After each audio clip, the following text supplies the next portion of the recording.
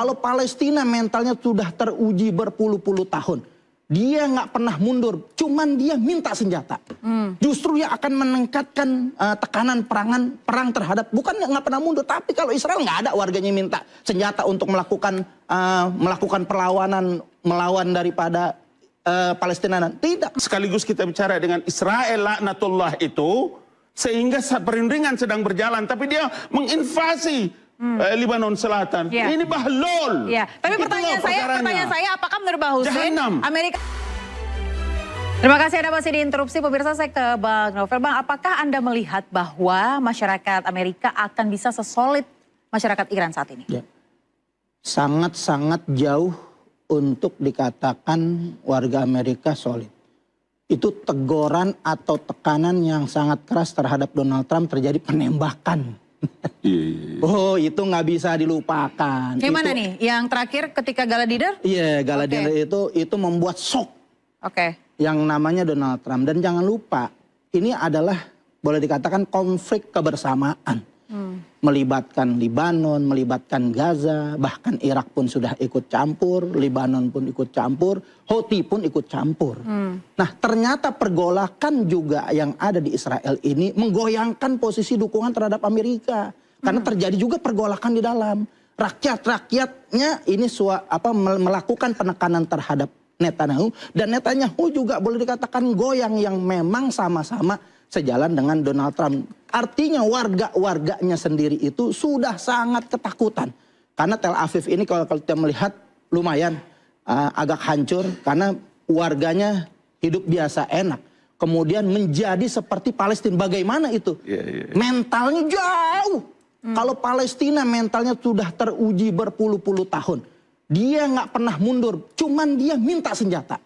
Justru yang akan meningkatkan tekanan perang terhadap, bukan nggak pernah mundur, tapi kalau Israel nggak ada warganya minta senjata untuk melakukan perlawanan, melawan daripada Palestina. Tidak. Tapi kalau Palestina sampai gini hari nggak pernah mundur, jadi jauh mental warga daripada Amerika, mental warga Israel sangat jauh, karena 47 tahun di embargo. Itu sudah melakukan kemandirian yang luar biasa, tidak tergantung dengan ekonomi global. Mereka sudah mandiri sehingga kekuatan itu sangat-sangat bisa diharapkan sampai saat ini. Dan mungkin pengaruh sedikit ketika blokade Selat Hormuz itu dilakukan, karena Irak itu bersebelahan dengan Iran, kemudian dengan Syria, masih punya jalur dari Lebanon, masih menembus laut, masih ada jalur. Karena Lebanon pintu laut yang mengarah ke arah daripada Israel dan sekitarnya itu masih ada, walaupun diblokade. Diblokade oleh Amerika, bukan semuanya habis ditutup begitu, masih banyak jalan menuju Mekah. Begitu. Baik. Nah, Bang Abalin, tadi dikatakan oleh Bang Novel bahwa tidak akan bisa ya masyarakat Amerika bisa sesolid Iran. Trump yang dinilai cukup populis begitu. Apakah menurut Anda ketidakbersamaan rakyatnya ini bisa mempengaruhi keputusannya terkait dengan konflik ini, Bang? Saya mau bilang bahwa gerakan yang dilakukan baik teman-teman di California, di Los Angeles, kemudian di New York juga itu sama sekali tidak berpengaruh pada watak pendiriannya ini orang. Itu masalahnya di situ.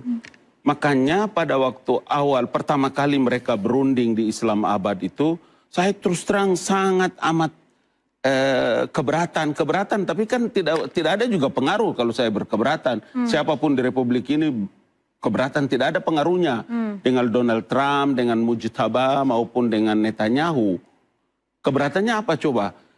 10 poin yang diajukan oleh Tehran itu sama sekali tidak ada penyebutan di sana Gaza dan Palestina.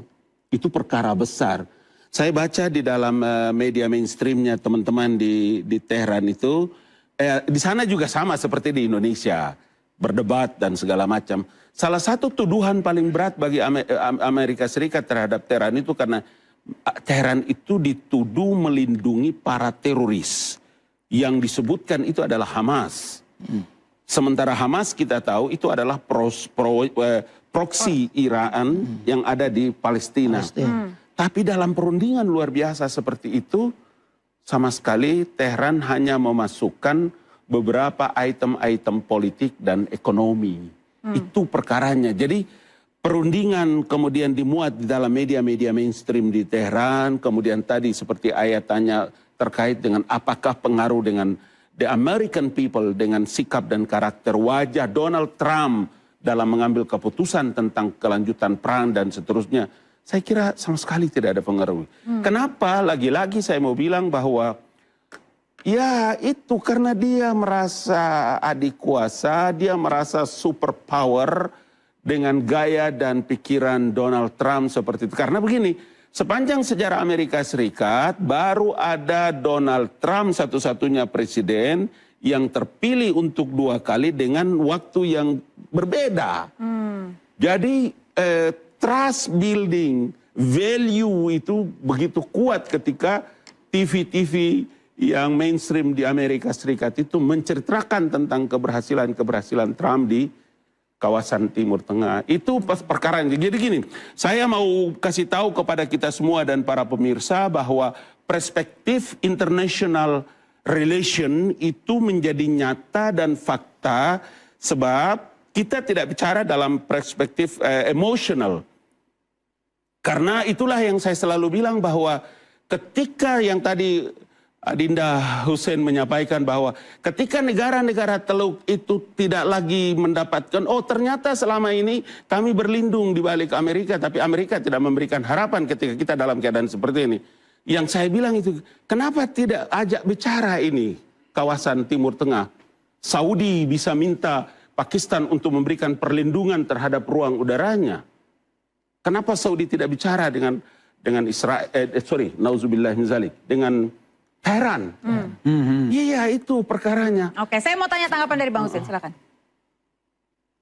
Jadi kalau kita bicara bagaimana posisi negara-negara Teluk yang sangat bergantung pada ketiaknya Amerika, kita nggak bisa juga ya Bang Abalin, mohon maaf, melihat dari sejak masa modern kan, karena 1907 ketika Campbell Bannerman Perdana Menteri Inggris mengumpulkan negara-negara kolonial, itu memang mereka sudah memiliki beberapa resolusi. Jadi mereka berkumpul di London saat itu 1907 untuk merumuskan bagaimana sih kita bertransformasi dari hegemoni dan dominasi konvensional kepada dominasi modern, atau kalau kata Bung Karno menyebutnya neokolonialisme dan imperialisme.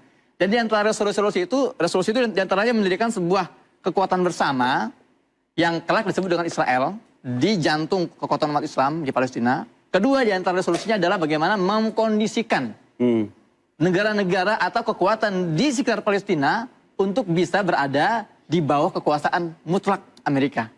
Maka dari itu negosiasi yang tadi Bang Ngabalin sampaikan, kenapa Saudi tidak bernegosiasi dengan Iran atau dengan Pakistan? Karena memang sudah di-cut oleh Amerika sejak awal-awal masa.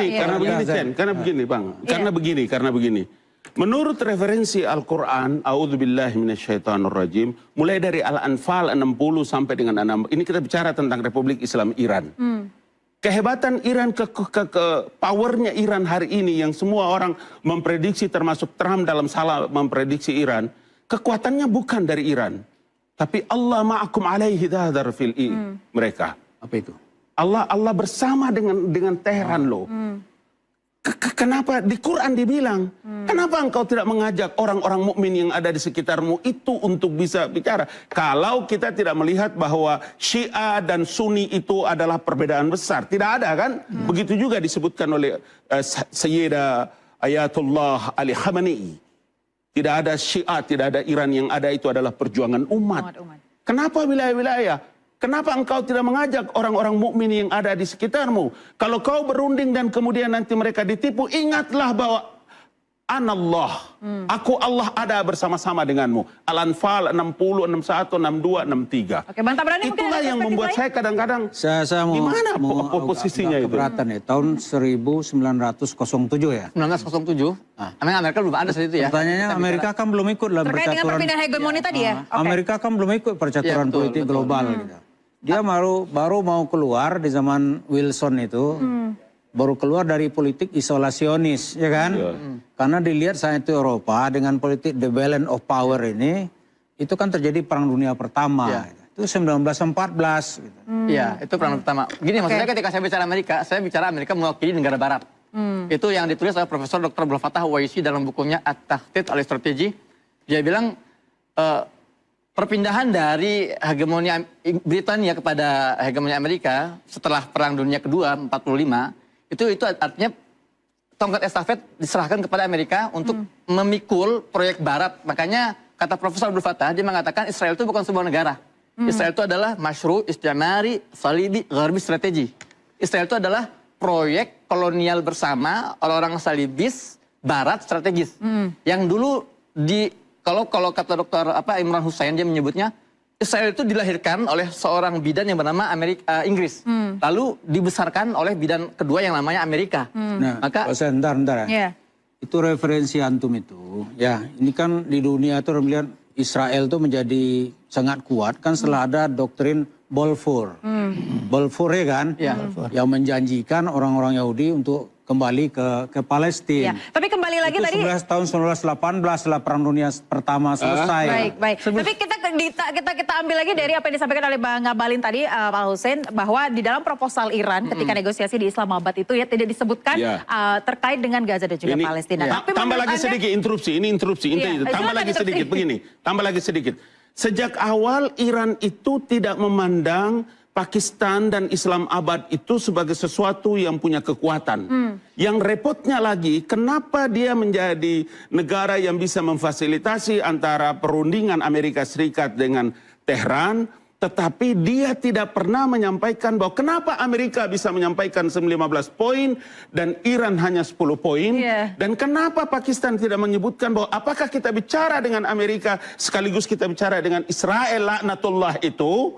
Sehingga perundingan sedang berjalan, tapi dia menginvasi Lebanon Selatan. Ini bahlul.